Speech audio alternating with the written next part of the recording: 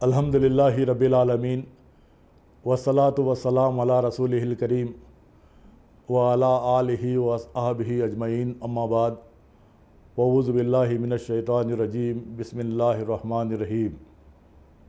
وَإِذَا الْبِحَارُ سُجِّرَتْ وَإِذَا النُّفُوسُ زُوِّجَتْ، صدق اللہ العظیم۔ محترم ناظرین، آپ سب کو البلاغ چینل کی طرف سے استقبال ہے۔ ہمارا قرآن اور جدید سائنس کے تعلق سے آپ کے سامنے دو عنوانات اب تک ختم ہوئے ہیں، اور ایک ہے بگ بینگ اور دوسرا یہ قیامت کا سلسلہ ابھی تھوڑا باقی ہے۔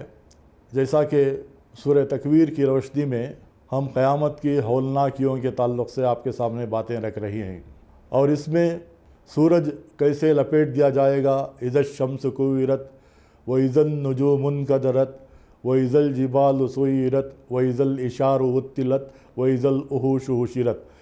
اس میں سورج کیسے ختم ہوگا اور سورج کا آخری دن کب ہوگا، یہ قرآن پاک کی روشنی میں بہت ساری باتیں آپ کے سامنے آ چکی ہیں۔ جیسا کہ سورج کے تعلق سے قرآن پاک میں سورہ یاسین کی آیت نمبر 38 میں اللہ تعالیٰ فرماتا ہے وَالشَّمْسُ تَجْرِي لِمُسْتَقَرٍّ لَهَا، سورج اپنے مقررہ پیریڈ کی طرف، جو طے شدہ اس کا پیریڈ ہے، اس طرف رواں دواں ہے، اور وہ جا کر ختم ہو جائے گا۔ یہ قرآن پاک کے بہت ساری آیتوں میں ریپیٹیشن ہوا ہے۔ مثال کے طور پر سورہ رات کی آیت نمبر 2، سورہ فاطر آیت نمبر 13، سورہ الزمر آیت نمبر 5 اور سورہ الزمر آیت نمبر 21 کے اندر اللہ تعالیٰ فرماتا ہے سورج اپنے منزل کی طرف، اپنے مقررہ پیریڈ کی طرف، جو طے شدہ پیریڈ ہے، اس کی طرف رواں دواں ہے۔ سائنٹیفک فیکٹس کے ذریعے سے، ڈاکٹر جارج گمو کی کتاب کے ذریعے سے the birth and death of the sun کے تعلق سے بہت ساری باتیں آپ کے سامنے آ چکی ہیں، اور پہاڑوں کے تعلق سے بھی آپ کے سامنے میں سیکنڈ ہمارا جو ایپیسوڈ ہے اس میں بہت ساری باتیں آ چکی ہیں۔ میں ان باتوں کو پھر دہرانا نہیں چاہتا۔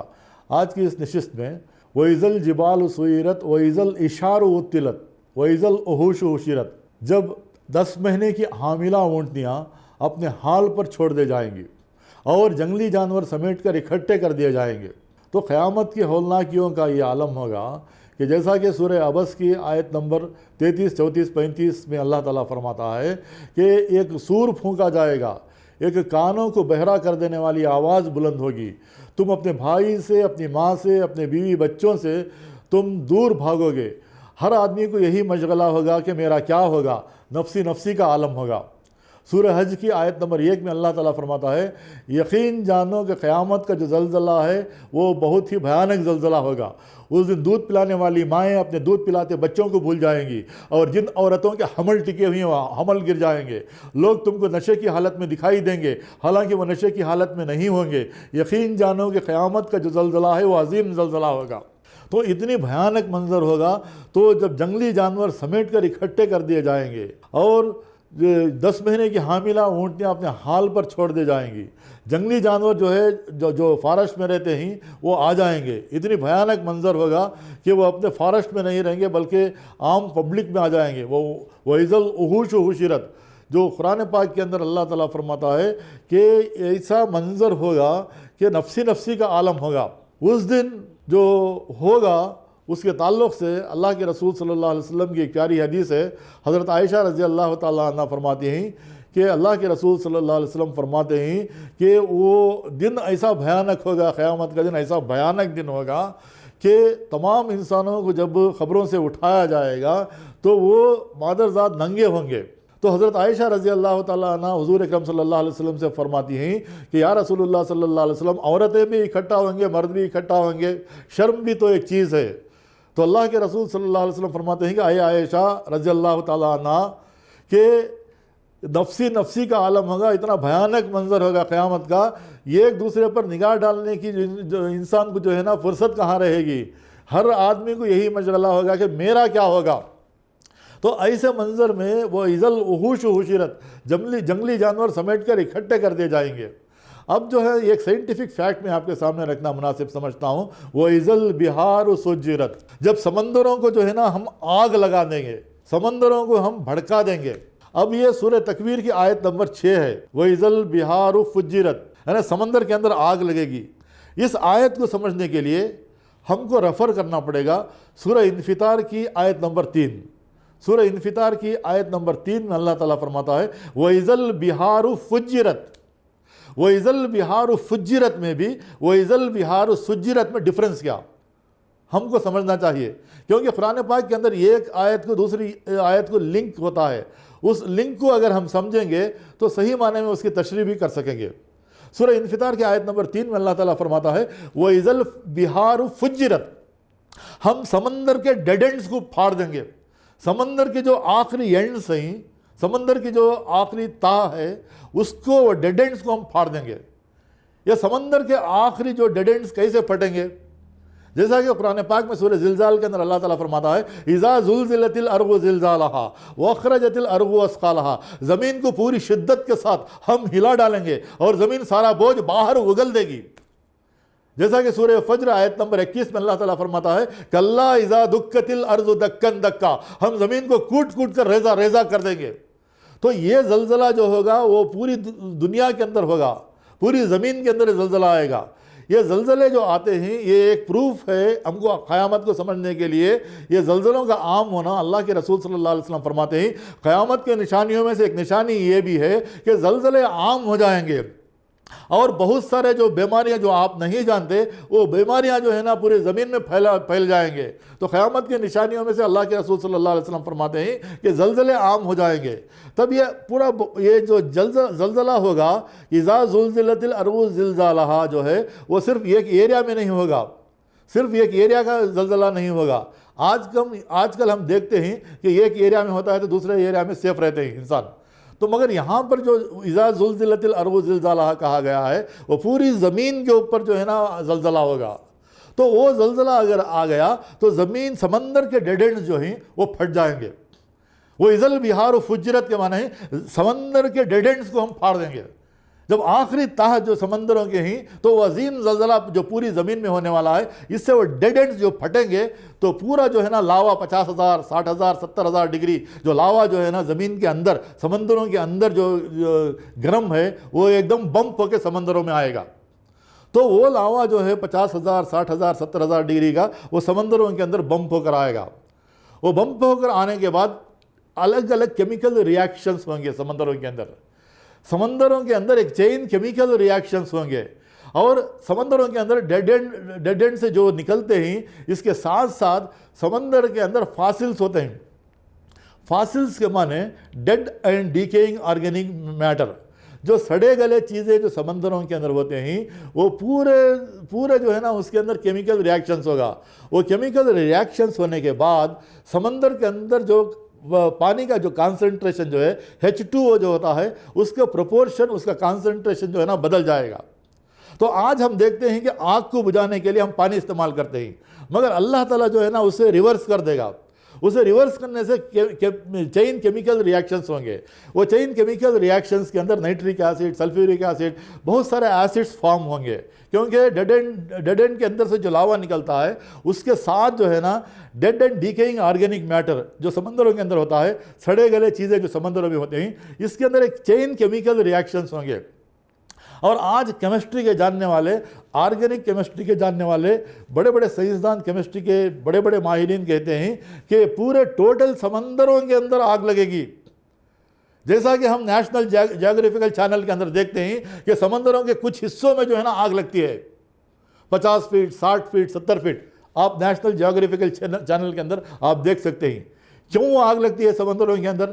ہماری عقل جو ہے نا یہ ہمارے آنکھوں سے ہم دیکھ رہے ہیں کیوں لگتی ہے، کیونکہ وہاں پر وہ ایریا میں ہائیڈروجن اور آکسیجن کا کانسنٹریشن جو ہے نا چینج ہو جاتا ہے، اور ڈیفرنٹ کیمیکل ریاکشنز کے ذریعے سے جو ہے نا وہاں پر ہیٹ ہوتی ہے اور بہت سارے ایسڈز فارم ہوتے ہیں، اس لیے سمندر کے اندر وہ ایریا کے اندر جو ہے نا آگ لگتی ہے۔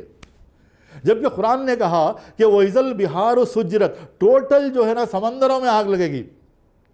آج اگر زمین کو آپ ناپ کر اگر دیکھ لیں تو 75% پانی ہے، صرف 25% زمین ہے۔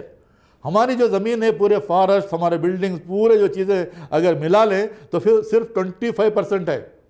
تو قرآن کہتا ہے کہ 75% پانی جو سمندروں کے اندر ہے وہ سمندروں کے اندر کو ہم بھڑکا دیں گے، سمندروں کو ہم آگ لگا دیں گے۔ تو یہ ہے وَإِذَا الْبِحَارُ سُجِّرَتْ۔ تو اسی لیے جو ہے نا وَإِذَا الْبِحَارُ سُجِّرَتْ کو سمجھنے کے لیے سورہ انفطار کی آیت نمبر 3 وَإِذَا الْبِحَارُ فُجِّرَتْ کو سمجھنا ضروری ہے۔ تو یہ دو آیتوں کو بھی اگر ملیں گے تو آج سائنسدان کہتے ہیں کہ 100% واقعیتاً ہو کر رہے گا، اور یہ پوری کائنات کا اور زمین کا آخری دن ہوگا۔ اور سورج کی شعاعیں جب جو ہے 1.5 کروڑ سے 2 کروڑ ڈگری سینٹی گریڈ کے بیچ میں جو پردے ہیں وہ نکل جائیں گے تو ڈائریکٹ ایک دم سمندروں کے پورا پانی جو ہے نا بھاپ بن کر اوپر اڑ جائے گا۔ تو اتنی گرمی ہوگی سورج کے اندر کہ سمندروں کا پانی جو ہے نا بھاپ بن کر اوپر اڑ جائے گا، سمندر کے ڈیڈ اینڈز جو ہے نا پھٹ جائیں گے۔ تو یہ ہوگا وَإِذَا الْبِحَارُ سُجِّرَتْ وَإِذَا النُّفُوسُ زُوِّجَتْ، جانوں کو جسموں سے جوڑ کر جو ہے نا کھڑا کر دیں گے، یعنی خبر میں سے جو جتنے بھی جو ہے میٹیریل جو ہے موجود ہے وہ پورا بمپ ہوگا۔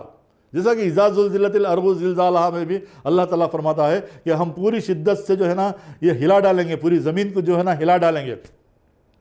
جیسا کہ سورہ انفطار کے اندر بھی اللہ تعالیٰ فرماتا ہے وَإِذَا الْقُبُورُ بُعْثِرَتْ، خبروں کو ہم کھول دیں گے، جو بھی خبروں کے اندر جو دفن ہوئے ہیں وہ خبروں کو ہم کھول دیں گے۔ بُعْثِرَتْ وَإِذَا الْقُبُورُ بُعْثِرَتْ، تب انسان جو ہے نا انسانوں کو اٹھایا جائے گا۔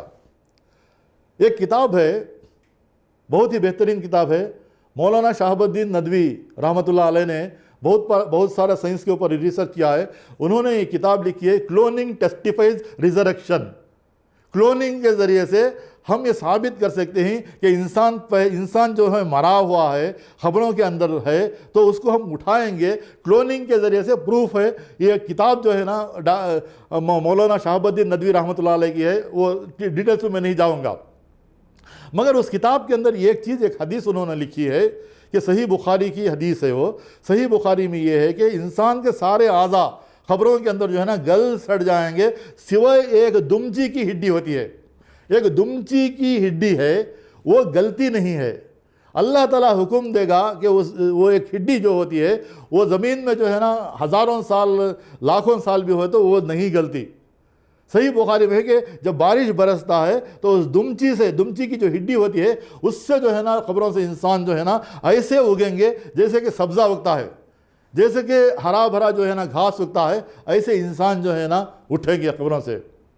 حضور اکرم صلی اللہ علیہ وسلم کو سوال کیا گیا سورہ قیامہ کی آیت نمبر 3 اور 4 میں، اے نبی صلی اللہ علیہ وسلم، جب ہمارے سارے اعضاء گل سڑ جائیں گے تو ہماری ہڈیاں بوسیدہ ہو جائیں گی، کہ کون ہے جو ہم کو خبروں سے کھڑا کرنے والا؟